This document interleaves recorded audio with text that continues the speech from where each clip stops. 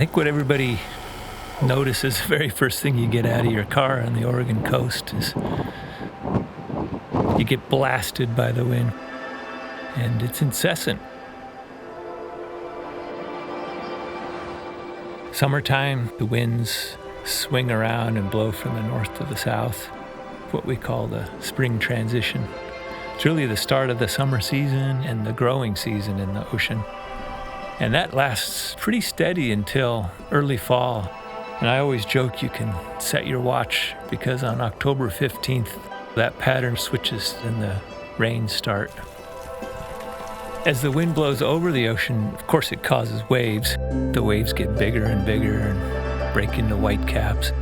But it also causes ocean currents. The currents can have structure. There can be eddies and swirls and interactions with the seafloor.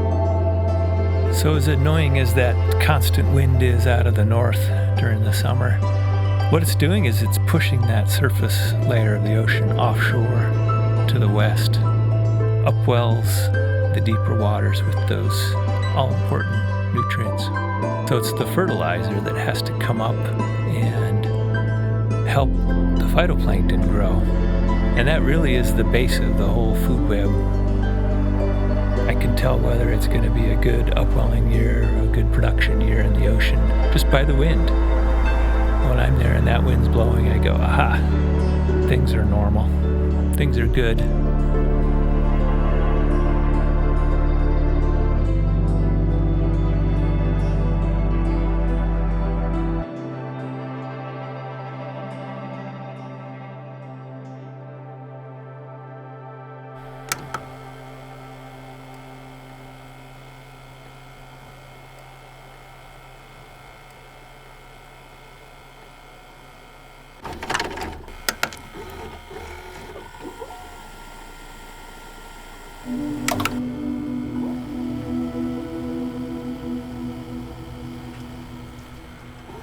Fishing people the world over have long bargained with the wind, a vain effort now practiced by inlanders who host hurricanes that become tornadoes and walk the heartlands.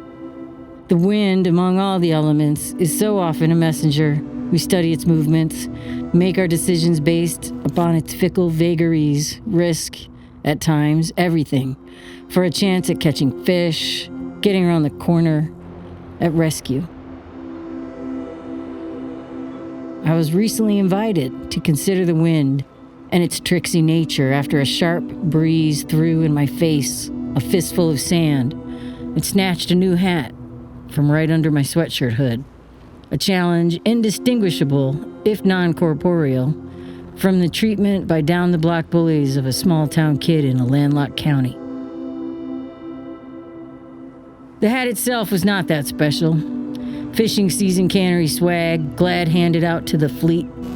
A young skipper passed it on to me. Her fashion did not evidently include company promos. I liked it. Good fit, nice shape, had a fish on it. A souvenir of my first trip to the great salmon grounds of Bristol Bay, a lucky charm in a plague year, raked by ill winds. Half a tide and longer I searched the barnacles and shale, no sign of the hat. Its perfect shape made of it a sail, homing it perhaps back across the Shelikof Straits and over the pass, finding its way. Being human and ridiculous, I ponder the message. I ask why. I contemplated as I clambered all the lost bargains, all the tales of disaster that pivot on the phrase, and then the wind came up. In a gale, we use few and then fewer words. We spare no effort to attend the superfluous. Gripped in the teeth of the winds, there is no compact, no chord, only prayer and the end of denial. What will become of us, the people of Earth, now that the winds are waked? May we all wake. May we weave together a way forward. May we safely reach the shore.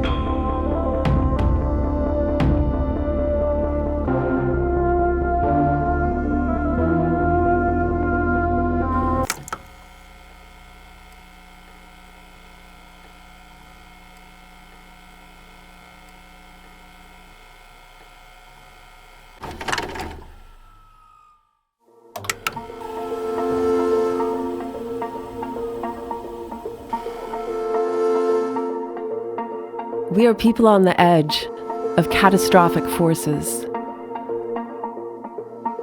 relying on imported energy and aging infrastructure, relying on each other. We are people on the edge of the continent, of the Pacific Ocean, of the Earth's richest wind and marine resources. We have experienced grand-scale clean energy transformation before. Columbia Basin dams introduced electricity to the remote communities of the Pacific Northwest at the expense of indigenous cultures and wild salmon lineage. We now stand on the edge of an equally monumental energy transformation. We are learning from the past. We are taking stock of our tribes, our fishing families, our boat-building heritage, and our uniquely poised deep-water port. We are taking stock of our universities, global leaders in research and development of renewable marine energy, and innovators in balanced management of vast ecosystems. Oregon's offshore wind will become the ballast of the Northwestern American energy grid.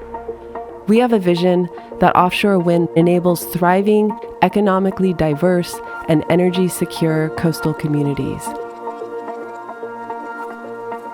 It is the goal of this state to plan for the development of floating offshore wind in a manner that will maximize benefits to the state while minimizing conflicts between floating offshore wind energy, the ocean ecosystem, and ocean users.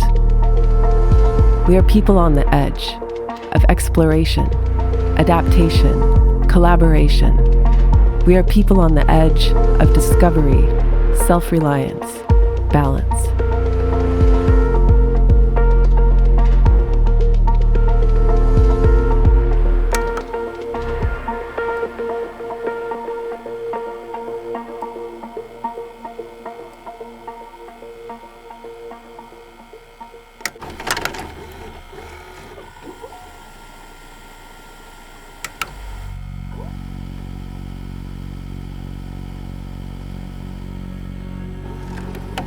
It's not lost on me how ridiculous it is to be 500 feet above a peak and to realize that nothing carried you there except for wind.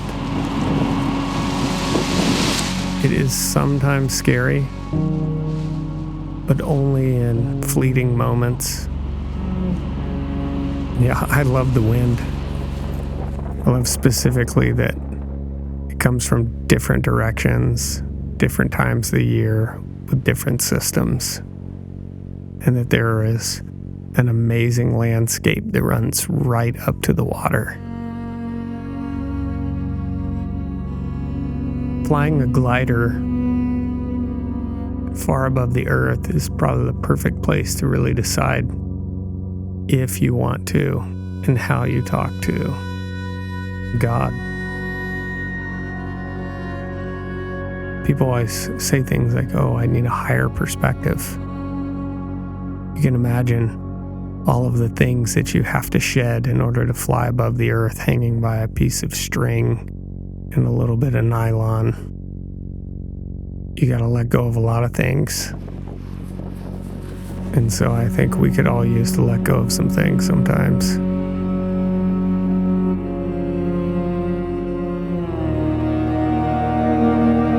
I would just say everyone that's flying used to be someone that didn't fly. We all used to be someone that just thought, that looks really interesting. The only difference is we just figured out a way to say yes.